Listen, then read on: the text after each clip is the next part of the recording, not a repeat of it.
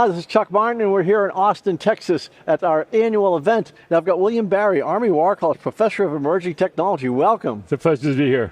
So tell me, well, first of all, what is the Army War College? Army War College. Not everyone knows that. It's fantastic. It's where we train our senior military leaders. So they move on from tactical to operational.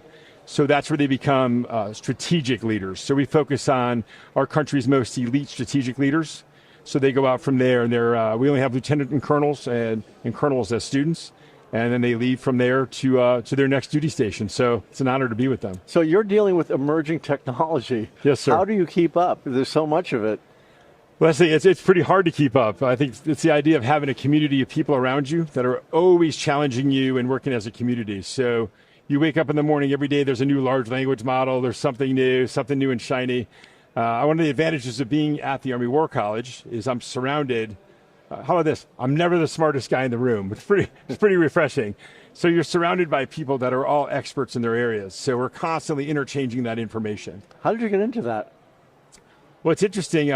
It started way back when I read Isaac Asimov had written this article called The New Teacher. And it was way before like the internet. And he said, imagine if we all had, when we were younger, this he thought then a TV station. And it could be with you your whole life, and then they would all talk to each other and learn from each other. Imagine how smart you would be having this, Billy station. And I thought, well, what a great idea. So I was off in Alaska as a park ranger assistant after college, got chased by a grizzly bear, lost, scared as anything. And that Asimov thing hit me like, how awesome would it be if I had like this thing I could be like, hey, is there any park rangers that could help me? And I could have had all the wisdom of these park rangers to help me. So who would have thought 500,000 acres in Chugach State Forest in the woods that I end up being partnered with an IA avatar? So that's how I got to it. So tell me about the IA avatar. So it's interesting is we really don't talk about artificial intelligence as a replacement. We talk about it as a cognitive asset, but an IA is to augment your intelligence, right? So the idea is as a partnership, right? It's not just a tool, but you partner with it. And as a human machine team, how much more powerful you are. So when I'm in a classroom and I'm dealing with people from all over the world, I might not know a lot about someone who is from Bangladesh. But Tim can read all the information. That's my assistant. Tim reads about Bangladesh. He's able to help me to understand the culture. And as I'm teaching someone who's from that area of the world, Tim can help complement my knowledge. Is that because of a large language model? Well, no. So what it is we use a thing called the vector store, a knowledge store. And the knowledge store means, hey, this is vetted information that we agreed upon. So I have a group of people. We all agree on the information. It goes in there. It goes there first. If it can't find it there, Tim will say, hey, I don't have any knowledge about that. Let me check and look in my memory.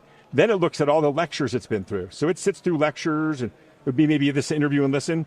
And then if it can't find it there, then it says, beware, I'm now going off into the quote-unquote commercial LLM world.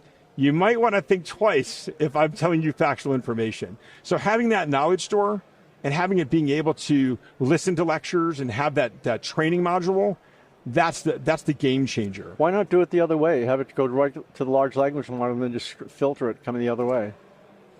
What's the source code? Who controlled it? What's the bias? Who said what? I mean, when you goes into the model, I know where it came from. It's all labeled. So when you look at Tim and I say, Tim, where did you get that from? He said, oh, I got it from this interview at this time in this place talking to you. I know that that's valid because I could, first of all, I'm here with you. And if not, I could maybe call you or I could confirm that that's a true fact. Same with the inference. I could talk to someone here that maybe was listening to this that said, hey, I talked to Tim and I gave some information. So I believe that's the best way. So when someone in the military gets a hold of ChatGPT, and you know that people started using it, yes, just because everyone dabbles in it. What does the military officially come out and say? Did they be careful of this stuff, or don't use it, or what is it? Right. Well, first of all, I got to be clear, right? I don't speak on behalf of the DoD or the Army. We have to do that classic line. Nobody does. But I'll tell you what we do. Like, for instance, I'm teaching with Dr. Kathleen Moore, right, in data science class. And we're looking at data fluency, right, being critical consumers of data. So we take a tool like ChatGPT, and we look at what's its infrastructure, how does it process knowledge, so that you look at what is it useful for. So almost any tool, LLM that's out there, if you know what its strengths are, you can partner with it. So you don't have to have the ultimate tool, right? If you're very intelligent at what you do, you just need something that maybe gives you a reminder. There's a study that just came out. But do people know this in the military? That's what we're training people on, right? So the idea right now, if you look at the work like Project Lima coming out, our Task Force Lima out of the Pentagon, they are specifically looking at what are the large language models being used across the DoD so that we can make sure that we have responsible, ethical LLMs. So that's out of the CDAO's office. But there are so many people in the military. How do you train everybody? Well, that's it all comes down to education, right? So you look at like great people like General Hennigan for MCU, the president of it.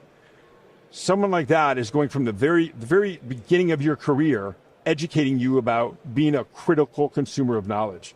If we can't defend ourselves against misinformation and disinformation, we're going to find ourselves in a lot of trouble. How does the average, all the way down the military with thousands and thousands and thousands of people, how does everyone find this out? Like, I mean, I understand that the Yes, top sir. people would understand this because you can train them. Yes, sir. But how do they train everybody? Well, I think that's the thing, is from when you're doing your intake and you're learning about your rifle and your uniform and your thing, the next thing is, how do you become a data literate, data fluency person? So that becomes part of the new education at the bottom up. It's critical in today's world. If you look at our enemies or our potential enemies, if we don't understand how to be data literate, data fluent people, you and your weapon are not going to be that useful. The war is up here and speed of thought, so decision dominance is going to be key. So a year from now, we're sitting here and we're talking about these things. Yes, what sir. will we be talking about?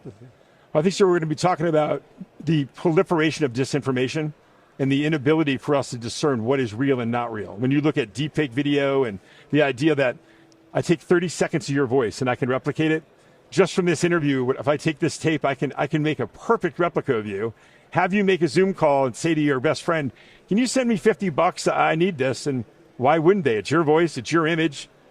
It knows what you do because I've done a background on you. So next show, your computer can do all my interviews. I think next show, the computer that Tim we're doing, Tim's going to have to learn how do we start identifying misinformation and disinformation. So how do we start analyzing voices better? How do we start being able to figure out what's real, quote unquote, and not real? And that's going to be the challenge, especially as we start looking more and more like people being in the metaverse, right? How do I know it's you in the metaverse? Because he says it's you. And that's going to be a problem if we all have avatars and live in this avatar world. Well, I look forward to that conversation. You too, sir. I do. That was an honor. Thank you very much.